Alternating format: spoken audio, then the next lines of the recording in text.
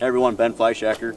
We're going to talk quickly here about why we picked this position, where we're kind of at in the layout of the land. So right here we've got a natural edge transition between the hardwoods to the ag land.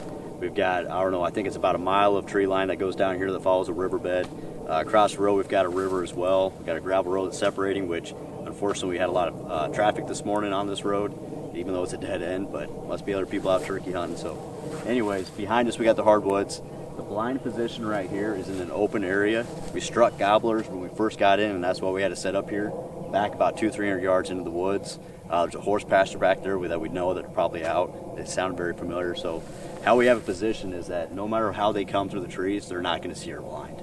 First time they see their blind is when they crest through the edge here. There's a little berm, and so we feel very confident with that. Everything's within shooting range. We got our decoy set up very quickly, very simple yet effective method right here with the half strut jake or a quarter strut jake right next to a lay down hen. Blinds positioned so that way we've got good shooting. We got multiple shooting angles.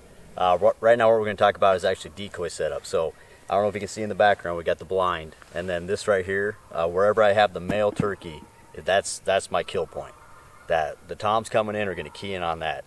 They may stop and visit the hens, they may try to breed the hens, but more than likely the first bird that they visit in your decoy spread is always going to be the male. So right here, as you can tell, we're probably about 10 yards away.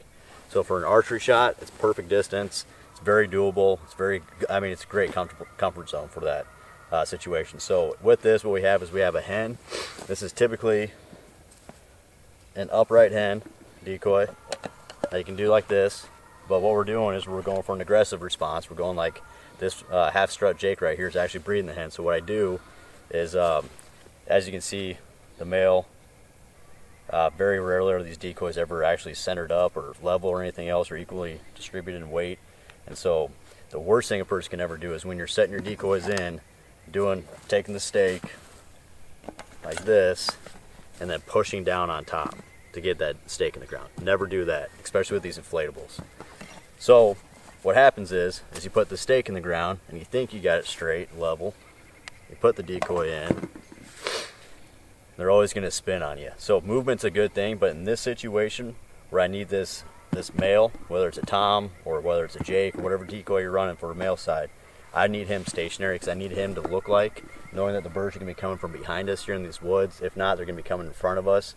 There's a big long tree line that goes along an old river channel, and the river channel is actually, I don't know, quarter mile away, half mile away, excuse me. So what I do is I always take the spare, take this, and I want to get him so he's lopsided, because then what I can do is I can use the weight of the decoy and the way it's orientated, and then I can make it stationary. And so even though there's a stake right here, I know this tom or toms or whatever is going to come, they're going to come from this way. They're not coming from behind us where I got to worry about this stake.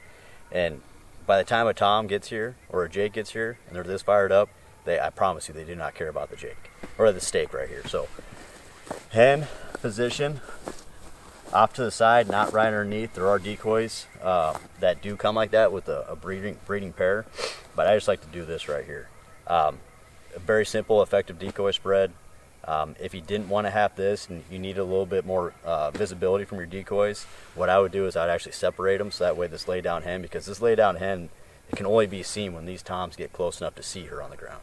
And in this situation, I mean, it's fairly close. You know, if we need to get birds in from a distance, I'm going to take this, let this guy spin the way he wants to spin. Hopefully there's a little bit of wind for it. I'm going to take this hen, and I'm probably going to stagger her off depending on what direction, because I don't want them to get in line with the two decoys. I want them to look like there's two birds, not just one bird. So I'll put her off a little bit, but again, this male turkey is where you're going to be killing your bird most likely.